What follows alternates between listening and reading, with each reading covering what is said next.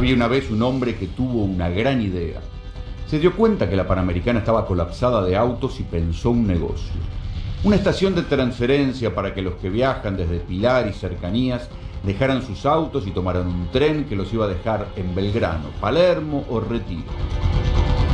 Los que así viajaran no iban a pagar peajes, nafta ni estacionamiento en Capital y encima iban a llegar más rápido. Sin embargo, Mateo Corvo Dolcet, el hombre que tuvo esa gran idea, terminó preso, acusado de lavar dinero de un capo colombiano. Fue detenido el jefe de la banda narco, José Piedrahíta Ceballos. Es usted. Bueno, ya, aquí lo tengo, aquí, José, Fiscalía, nos acompaña, por favor. ¡Aquí está!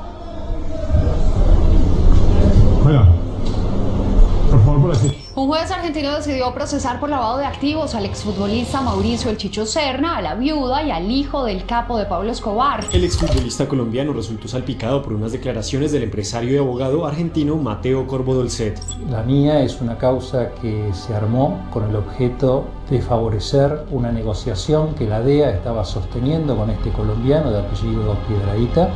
Se les acusa de lavar dinero a través de negocios inmobiliarios y gastronómicos en una investigación que involucra al ganadero colombiano José Byron Piedrahíta y al empresario argentino Mateo Corvo Dolcet. Lo más loco de esta historia es que imputen una operación de lavado de dinero cuando el tipo compra a su nombre, paga en forma bancarizada. Pero como lo que le pasó a Corvo Dolcet parece sacado de una serie de narcos, con agentes de la DEA incluidos, vamos a empezar contando la historia del narco.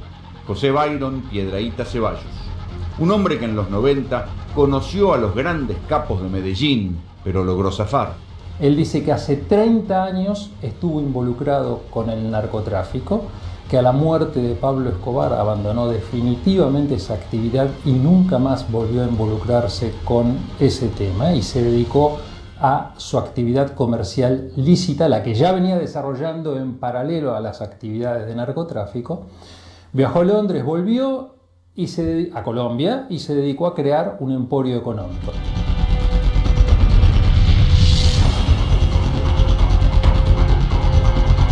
Quiero hacer un poco de autocrítica corporativa, ¿sí? Autocrítica, ¿por qué? Porque ahora se ve en perspectiva que durante todos estos años la AFI de Macri no solamente hacía tareas de inteligencia a propios y a extraños, a aliados y a opositores, sino que también tenía algo muy dedicado a lograr que lo que hacían fuera verdadero o falso, en general era falso, o eran verdades a medias, tuviera garantizado canales de difusión a través de quién, a través nuestro, a través de los periodistas. Hay dos maneras de tratar lo que pasó con la AFI y con los periodistas. Esta cosa medio, si quieren, autocrítica de cómo la AFI fue intoxicando a periodistas con noticias y con datos falsos. Ahora se sabe, retrospectivamente, que muchas de las cosas que nos dijeron a los periodistas tenían que ver con forzar procedimientos judiciales. Se nos pasaba información desde juzgados o desde organismos de inteligencia diciendo que esto iba a suceder y después no sucedía. Entonces, ahí es donde creo que todos nosotros tenemos que poner la mirada más fina para no terminar haciendo esas cagadas. Después van a ver la entrevista a Mateo Corvo Dolcet. Mateo Corvo Dolcet es un señor que un día tuvo una buena idea, que era armar un centro de transferencia para que los autos se estacionaran ahí en la zona de Pilar y pudieran viajar en tren la gente, y esto iba a ser menos plata, menos peaje, menos nafta para los que vinieran al centro, que además iban a viajar más rápido. Bueno, este hombre terminó preso, procesado por lavado de dinero, en una causa donde otra vez, a pedido de la DEA, la AFI terminó metiendo datos falsos. Todos los periodistas creímos lo que nos decía el juzgado. ¿Sí? Y claro, ¿quién no le va a creer a un fiscal? ¿Quién no va a creer lo que está escrito en un expediente judicial? Bueno, un expediente judicial plagado de mentiras. Buena parte de esas mentiras habían sido insertadas por la AFI en ese expediente. Ese tándem entre la Agencia Federal de Inteligencia y los jueces federales podían cagarle la vida a cualquiera, podían investigar a cualquiera, pero hablando de cagar la vida, ahora van a ver la historia de Mateo Corvo Dolcet. Un señor que hizo unas inversiones, tenía un emprendimiento inmobiliario, conoció a un colombiano muy rico en Colombia, que no tenía causas judiciales en Colombia, que a su propio nombre le transfirió, invirtió en sus emprendimientos inmobiliarios y terminó preso él, presa la esposa, el colombiano extraditado a Estados Unidos y todo. En el capítulo argentino se nota que estuvieron como si fuera una serie, la uña de la DEA, de la Agencia Antinarcótica de Estados Unidos, y cuando no, los informes truchos de la AFI. Vamos a empezar contando la historia del narco. José Byron Piedrahíta Ceballos. Un hombre que en los 90 conoció a los grandes capos de Medellín, pero logró zafar. Él dice que hace 30 años estuvo involucrado con el narcotráfico, que a la muerte de Pablo Escobar abandonó definitivamente esa actividad y nunca más volvió a involucrarse con ese tema y se dedicó a su actividad comercial lícita, la que ya venía desarrollando en paralelo a las actividades de narcotráfico. Viajó a Londres, volvió a Colombia y se dedicó a crear un emporio económico desde el año 94 en adelante, hasta el momento de su detención. Cuando él vino a la República Argentina en el año 2008 y yo lo conocí, no vino de paseo. Vino porque en el año 2007, además de ser dueño de un emporio económico, se había convertido en un colaborador de la DEA. Esto había trascendido en Colombia, le había generado una situación de inseguridad a él y a su familia y por eso vino a la Argentina a vivir. Y estando aquí en Argentina, buscó negocios en los cuales poder invertir, en los cuales poder diversificarse, y entre los negocios que le fueron presentados, eligió uno de mis proyectos inmobiliarios. ¿Cómo hizo Piedrahíta su inversión? En forma bancarizada. Compró a su nombre y me transfirió lo que yo le puse de precio por la operación a través de bancos internacionales que pasaron por Estados Unidos, que llegaron al Banco Central de la República Argentina y que fueron depositados. Aunque sea por prejuicio, ya había habido antecedentes en la Argentina de colombianos que venían acá, invertían y después terminaban presos por sus antecedentes de narcotráfico. ¿A vos no te dio sospecha? No, porque lo que importa es cómo invierte, primero, qué antecedentes tiene la persona y cómo realiza la inversión. Y en aquel momento, vos lo debes haber debes haber leído, googleado, aunque sea quién era. Por supuesto, y era un reconocido empresario ganadero, dueño de un emporio económico. En Colombia. En Colombia, y no tenía antecedentes por narcotráfico en ningún país del mundo. En Google no te salían. Pero por supuesto que no, no solo eso, te estoy hablando del año 2008. En el 2016, cuando se arma la causa en Argentina y lo googlean a él, no yo con mi computadora, el Ministerio Público Fiscal de la República Argentina, no le encontraron ni una sola causa por narcotráfico a él, no le encontraron ningún antecedente por narcotráfico. El tipo era un reconocido empresario ganadero. ¿Utilizaba un sistema de cajas chinas o ponía su nombre? Él ponía su nombre, el tipo compró su nombre. A ver, acá lo más loco... Porque cuando vos vas a lavar plata disimulás el origen. Lo más loco de esta historia es que imputen una operación de lavado de dinero cuando el tipo compra a su nombre, paga en forma bancarizada, y todos sabemos que... bueno, todos no, pero la mayoría de la gente sabe que existe una normativa internacional por la cual los bancos deben conocer a su cliente. Entonces, el banco de él es el que tiene que preguntarle por el origen de los fondos que él deposita en su banco, y luego cuando él hace la transferencia, el banco destinatario, el banco final, mi banco en la República Argentina, simplemente tiene que chequear que lo he hecho. ¿Esas transferencias no generaron ningún reporte de operación sospechosa? Absolutamente ninguno, y pasaron por el Banco Central y pasaron por bancos norteamericanos. Pero además, no es que solamente me transfirió a mí. Cuando él me transfirió a mí, era dueño de un emporio económico que, entre las empresas que tenía, contaba con la principal subasta de ganado de Colombia. Era el principal, aparte, otra empresa, era el principal exportador de cueros a Tailandia y a China. O sea, el tipo se movía con sus cuentas, el tipo se movía por el mundo con absoluta naturalidad. Y esto tan es así que no en 2008, 10 años después, 11, cuando lo detienen a él en Colombia, y ahora vemos por qué lo detuvieron, que no lo detuvieron por narco, a él lo detienen el mismo día que a mí. Cuando él lo detienen... El video. Sí. Cuando él lo detienen, la Fiscalía Nacional de Colombia publica en su página web: detuvimos al reconocido empresario ganadero José Bayrón Piedrahíta Ceballos por corrupción. O sea, No por lavado de dinero del narcotráfico. Es mentira, es mentira. Entre las grandes mentiras que construyeron el relato artificioso con el que se armó esta causa, la más grave de todas es haber dicho que yo lideraba en la República Argentina una organización que se dedicaba al lavado en forma habitual desde por lo menos el año 2008 hasta el momento de mi detención, de los dineros sucios que originaba una organización internacional colombiana liderada por Piedrahíta. Y los fiscales escribieron y firmaron que a mí me tenían que detener el día 29 de septiembre del 17, porque Colombia lo iba a detener a Piedrahíta por los grandes avances que habían hecho en la investigación que llevaban a cabo un fiscal colombiano y la DEA sobre actividades de narcotráfico en aquel país. Entonces, como a él lo iban a detener y era el líder de la banda, eso me podía poner a mí en alerta y yo podía hacer disposiciones patrimoniales y demás, y por eso, con ese justificativo por escrito, nos detienen a todos acá. Esta historia de él, líder de una organización colombiana, era mentira. Era mentira.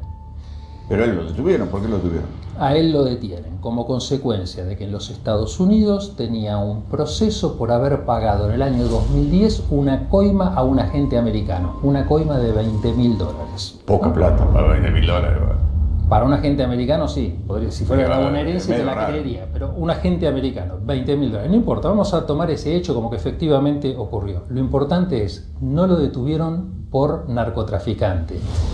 Y lo que es tremendamente relevante desde el punto de vista institucional argentino es que esa detención en Colombia por coimero fue como consecuencia de una circular roja que emitió Interpol el día anterior a nuestras detenciones.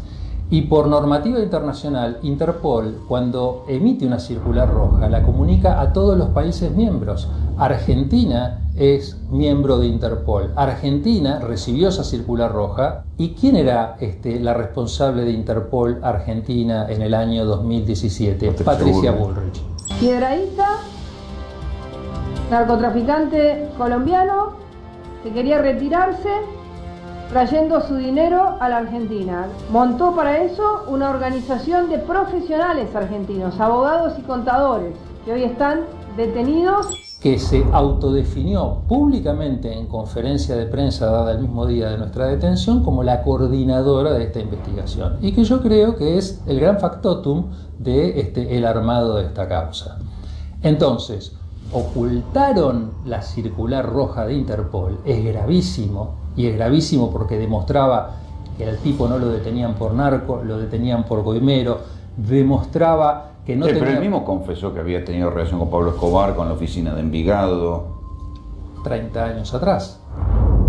30 años atrás. Sí, cuando yo estaba en el colegio y en el secundario, que a mí me importa tres pepinos, todo lo mismo que vos hagas un edificio y mañana vendas un departamento del edificio y el colombiano que te venga a preguntar, vos le pidas sus antecedentes de cuando estaba en el colegio. ¿Vos qué vas a mirar del tipo? ¿Cuál es su actividad actual? Vas a pedirle, vas a exigirle que el pago sea bancarizado, porque eso es lo que te pide la AFIP. Vas a exigirle que te compre a su nombre. Si te compra a nombre de una empresa, vas a chequear la empresa. Pero que el tipo compró a su nombre. Y el tipo era un reconocido empresario ganadero.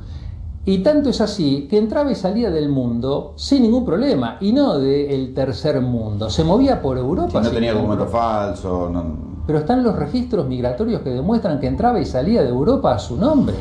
Y entraba y salía de Argentina con su nombre. Y acá en la República Argentina obtuvo CDI en la AFIP y abrió cuenta corriente bancaria en el país. Y nadie jamás se preguntó nada con respecto a su pasado de hacía 30 años, porque el tipo era lo que decía que era, un empresario ganadero. ¿Que había hecho un acuerdo con la DEA? Esto se divide en dos. Él está acreditado en la causa que él fue colaborador de la DEA entre 2007 y 2011. Siendo colaborador de la DEA, se viene a la República Argentina por seguridad de su familia y estando en la República Argentina realiza una operación a favor de la DEA, logrando que se entregue una persona a quien la DEA buscaba y que estaba viviendo acá en la Argentina. Rogelio, el de la oficina de Envigado. Exactamente. ¿Qué está viviendo acá? Estaba viviendo acá. Nunca nos enteramos. Bueno. A ver, la oficina de Envigados es el cartel que no hereda el cartel de Medellín. Y el jefe estaba viviendo acá y nunca nos enteramos. Que no te enteres vos no es un problema, que no me enteré yo no es un problema, el problema es que no se enteren quienes deben enterarse, o a lo mejor lo sabían, no lo sé. El punto es que hay un hecho acreditado en la causa que es realmente indicativo de la porquería que es toda esta investigación. Piedrahíta colabora para que este Rogelio se entregue a los Estados Unidos. Con la DEA. ¿Y después la DEA lo manda preso? Colabora, espera, vamos, dame un segundito. Colabora año 2008. Y va preso en el 2017. Año 2008 colabora haciendo que Rogelio se entregue. ¿Qué problema, entre otros, podía tener este Rogelio para entregarse? Es muy caro entregarse detenido en Estados Unidos porque las defensas penales en Estados Unidos... de ese tamaño no le podía faltar plata. Bueno, pero se ve que no tenía plata blanca para poder ingresar a los Estados Unidos. ¿Y quién le da $1 millón para que él se pueda entregar a los Estados Unidos? Piedrahíta Ceballos, en el año 2008, que los transfiere desde sus cuentas en Panamá a Estados Unidos.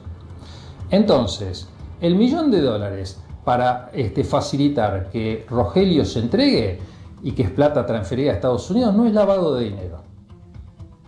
Ahora, menos plata que esa, que ese mismo año Piedrahíta me manda a mí desde ese mismo banco para pagarme las acciones, ¿es lavado de dinero? Estamos todos locos. En total, ¿cuánta plata Algo te de arroz. puso? ¿Cuánta plata te dio Piedrahíta? Entre propiedades y dinero efectivo, $2.600.000 aproximadamente. La parte más importante, $1.600.000, fue con 2 propiedades. ¿Y para qué fue esa plata? Para compra de acciones en emprendimientos inmobiliarios que yo tengo aquí en Argentina, y donde Piedrahíta... El estacionamiento ese... Ese es uno de los dos. Ese se llama Pilar Bicentenario, es un centro de transferencia de pasajeros aquí en Pilar, sobre la Panamericana, donde nosotros le propusimos al Estado Nacional la construcción de una estación de tren para que la gente pudiera llegar con sus autos a ese centro de transferencia, dejar el auto estacionado y tomarse un tren a Capital, porque es francamente imposible pensar en que la vinculación entre Pilar y la capital federal siga siendo a través de la autopista Panamericana, por lo menos con exclusividad. Hace falta un transporte público de calidad. Sí, porque además en los tiempos de Macri eso se había encarecido, porque era caro, se había encarecido la nafta. Sí, pero el gobierno de Macri me arruinó con el proyecto. O sea, claramente Macri y Dietrich no quisieron el proyecto, me pusieron cuanto palo en la rueda, pusieron... Bueno, porque no querían que se bajara la cantidad de gente que iba por Autopista del Sol, porque era de ellos, y después la terminaron revendiendo más caro. Bueno, pero ahí tenés una de las características... Eso lo conté yo también. Bueno, ahí tenés una de las características por las que hubo en esta causa armada un ensañamiento tan particular conmigo, porque a los demás pobres coimputados míos, por suerte, ni los han nombrado. Pero conmigo ha sido permanente, hasta el día de hoy. Si te fijas, hasta el día 10 de junio, que fue que se publicitó el acuerdo de elevación a juicio, el nombre es el mío, la foto es la mía. Chicho Serna también. Bueno, pero él tiene sus quilates él es un famoso, si querés, es una persona pública. Yo no soy nadie. José Piedrahíta Ceballos fue quien planeó un intercambio de propiedades que le pertenecían en Colombia por otras que Serna tenía en Argentina. Chicho Serna es una marca registrada, de hecho ya se hizo todo, ¿cierto? Yo en mis últimos años de carrera como futbolista ya venía como programándome para esa retirada, pero también para el inicio de una nueva etapa de mi vida. Otra vez el Chicho le va a pegar al arco, Serna. ¡Golazo!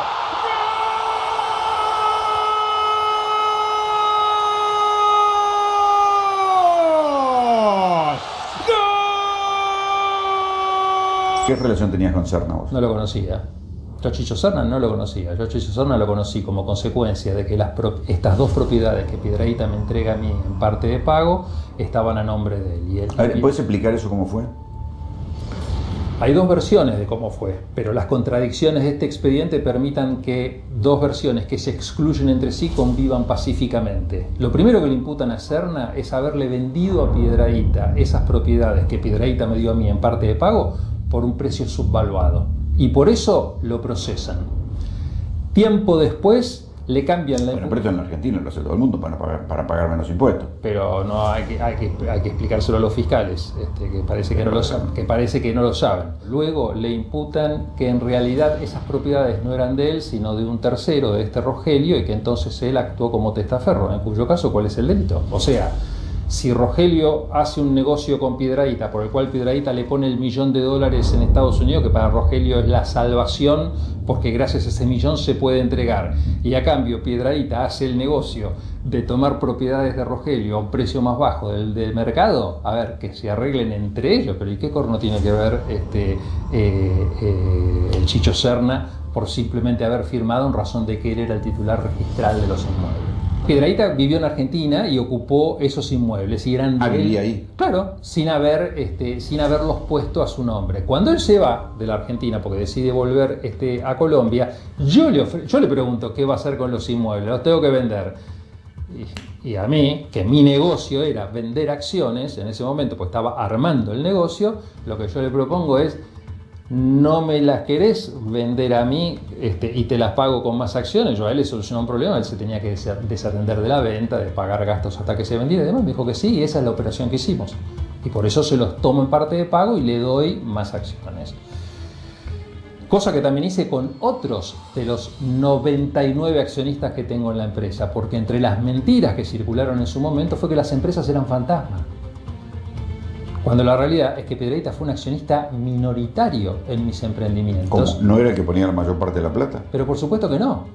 Fue un minoritario, pero además de ser un minoritario... Estamos hablando siempre de un barrio cerrado y de ese mega estacionamiento. Más que un barrio cerrado, un concepto de pequeño gran centro cívico cerrado, que ese era el proyecto de Isla Urbana, y el centro de transferencias de pasajeros, que eso es Pilar Bicentenario. En conjunto, entre los dos emprendimientos, él tenía un 6% entre los dos emprendimientos. 10% en uno... 2.600.000 es poco para eso. Por supuesto que es poco. Por supuesto, es una cifra objetivamente importante, pero es muy baja en función de lo que fue mi costo de compra de tierra. No el precio de venta luego con mi ganancia incluida, sino mi costo de precio de tierra. Entonces, Piedrahíta fue un accionista más entre 99. ¿Y los otros socios quiénes son? Pues es una lista de 99 que con todo gusto te la pongo a tu disposición. No solamente existen, están todos registrados en la IGJ, sin ningún tipo de observación. Cada uno es accionista porque me compró acciones por contrato. Esos contratos yo los denuncié a la AFIP porque tenía que justificar el ingreso de los fondos. En la bestialidad de la causa penal se confunde lo que es dinero que entra a una sociedad con dinero que entra al bolsillo de un accionista. Piedrahíta no invirtió dinero en las sociedades, como no invirtieron los socios. Piedrahíta invirtió dinero comprándome acciones a mí de la sociedad. Y las sociedades se financiaron, por ejemplo, Pilar Bicentenario, que se puso en marcha, vendiendo 480 cocheras y obteniendo un crédito del Banco Ciudad por 60 millones. Que nos dio Larreta en su momento porque le interesaba el proyecto. Macri nos cascoteó el proyecto, Larreta no lo cascoteó, al contrario, lo estimuló. Entonces... porque le quitaba autos a la ciudad. Pero de sentido común. O sea, ¿para qué está un banco público si no es para fomentar este tipo de emprendimientos? Pero lo importante de esto es que se permitieron decir que los proyectos eran fantasmas, que las sociedades eran fantasmas. ¿Por qué? Porque no vendía decir que eran reales. Entonces, en el imaginario público, ocultaron que el tipo fue en cana por coimero y no por narcotraficante. Gravísimo. Y después de eso, la AFI había preparado un dossier de informes, a través de 2 informes secretos, un dossier sobre mi personalidad, donde todo era trucho. Las empresas eran truchas, los proyectos eran fantasmas, cuando era información pública, que teníamos un crédito de ciudad, que vendíamos cocheras, participábamos en ferias internacionales de real estate, teníamos Facebook activo con más de 31 seguidores, o sea, había que tener todo no solo mala leche, yo te digo, ceguera. Mala leche también tenemos nosotros, los periodistas. Te diría, bueno, todo eso puede ser una tapadera. El asunto es que existía gente que ponía el ponía el nombre, y que a su vez no eran prestanombres. A ver. Porque muchas veces se consiguen jubilados que firman. En el voluntarismo de una charla de café, vos me podés decir, y todo esto podría ser toda una tapadera. Pero en una investigación criminal, que se supone que es seria, la Constitución dice que para que el Estado te impute un delito, tiene que probar esa imputación, por lo menos mínimamente. Entonces, si vos decís que la sociedad es fantasma, tendrías que probar que los 99 socios están pintados y no existen, que no pusieron dinero. Eso, que son jubilados indigentes o gente que no existe o que tiene documentos falsos. Además de eso, tenés que probar que los fondos que en su momento me transfirieron para comprarme las acciones no los tenían, y que las transferencias no existieron, y que no declararon sus compras de acciones ante la AFIP, y que yo no las declaré. Y además de eso tenés que comprobar, si las sociedades son fantasmas, que no tienen empleados, que no tienen oficinas, que no tienen actividades en ferias de real estate, en el mundo del real estate, que no tienen contrataciones. A ver, teníamos un banco de primera línea para manejar el fideicomiso. Criba, Riva y Caputo, constructoras de primer orden, firmaron una UTE para ser las constructoras del emprendimiento. O sea, todo eso se te cayó a la mierda. Por supuesto, pero ya lo levantaremos. Lo que pasa es que intentan que no lo levanten. ¿Toda esa plata?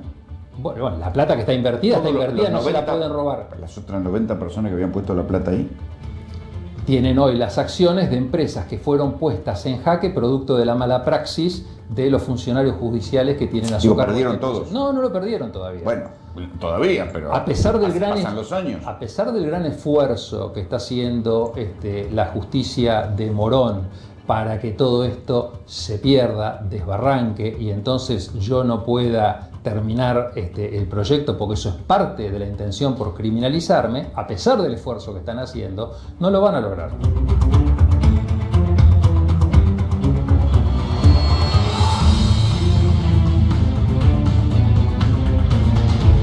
Se anunció que iban a hacer un centro de aislamiento ahí en el estacionamiento de Ínsula Urbana. Entre las barbaridades que ha hecho este juez, me sacó la sociedad a mí para entregársela al municipio, y se publicaron un montón de barbaridades cuando la entrega fue simplemente un préstamo mientras dure la pandemia. Pero a los ojos de la gente se publicó como que me lo hubiesen decomiso. Exactamente. A ver, si hay una razón por la cual ese proceso aún hoy se mantiene en pie, es por el uso que es parte del mecanismo que se pone en práctica para el armado de estas causas, el uso que se hace de la prensa a través de, primero, un linchamiento mediático, y luego, en investigaciones hipervoluminosas, se difunden en la prensa dictámenes e información en off que, la verdad sea dicha, es imposible que un periodista pueda constatar si es verdad o es mentira. Y además hay un principio de buena fe. Vos no vas a creer que si un fiscal te da un dictamen, lo que dice ese dictamen es mentira. No lo vas a creer. Gran parte del dinero generado por la venta de cocaína se lavó con emprendimientos inmobiliarios en Pilar que estaban a cargo de Mateo Corvo Dolcet. Un abogado empresario que está procesado por lavar dinero del narcotráfico. Vamos a poner un ejemplo. En junio del año pasado vendieron con bombos y platillos que habían vuelto de Estados Unidos con un imputado arrepentido colaborador que había mandado en cana a Piedrahíta y a todo el mundo. Falso. Era Piedrahíta el que había declarado y no mandó en cana a nadie. Al contrario, nos exculpó. Sí, pero después trascendió que Piedrahíta había dicho que Chicho Serna, vos y todo eran parte de sus mecanismos de lavado. Después que termine la entrevista, lee lo que dijo. No está eso. Es mentira.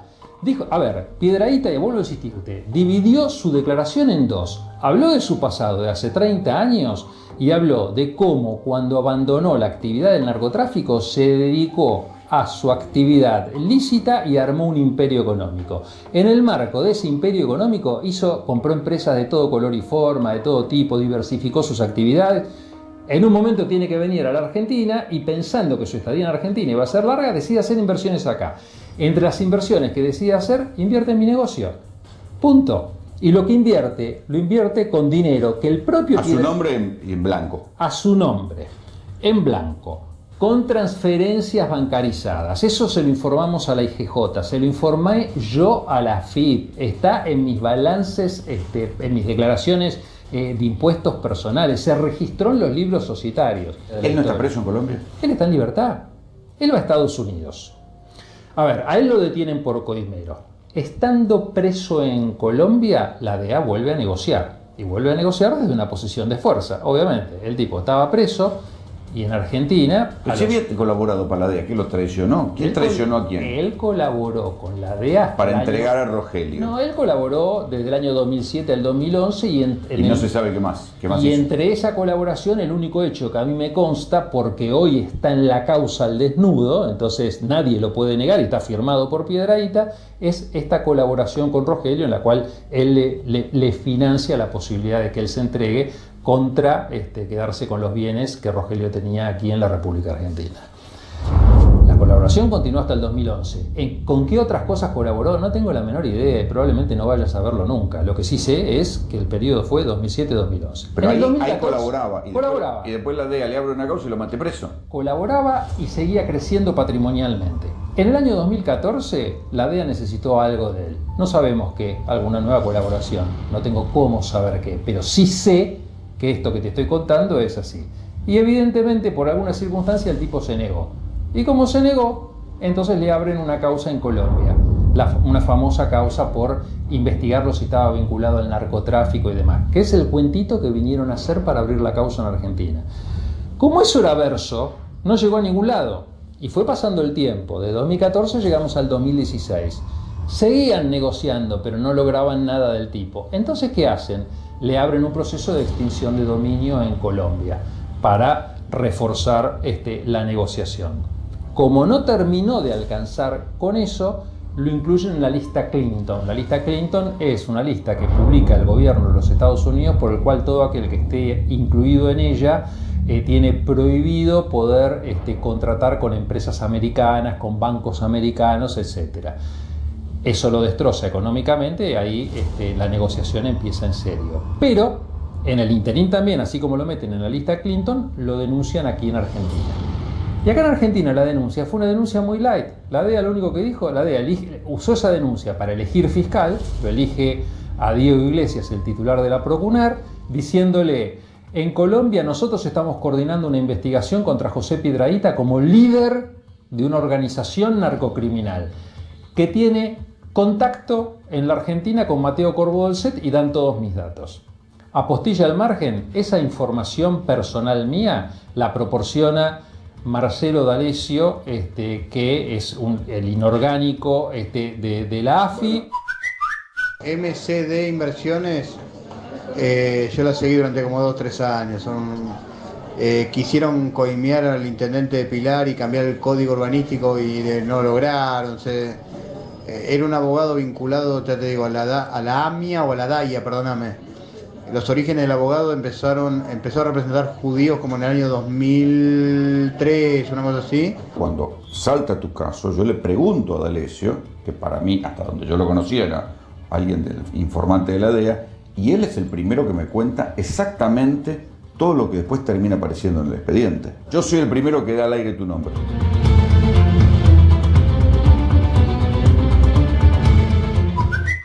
Si querés más data sobre el otro, ya te digo, empezó con la DAIA, es abogado, terminó vinculado con judíos de Miami y de ahí conoció a estos tipos colombianos que terminaron viniendo al país con pasaporte venezolano, igual que Mojarro. Hay audios que lo comprometen porque él habla sobre cuestiones que solo pudo haber conocido accediendo a los informes truchos del AFI. Es decir, refiere hechos que no existieron y que solo están en los informes falsos que la AFI metió en mi causa. O sea que D'Alessio te investigó por pedido de la DEA. ¿Qué pensás? No sé por pedido de quién, pero él reconoce con su propia voz haberme seguido durante 2 años.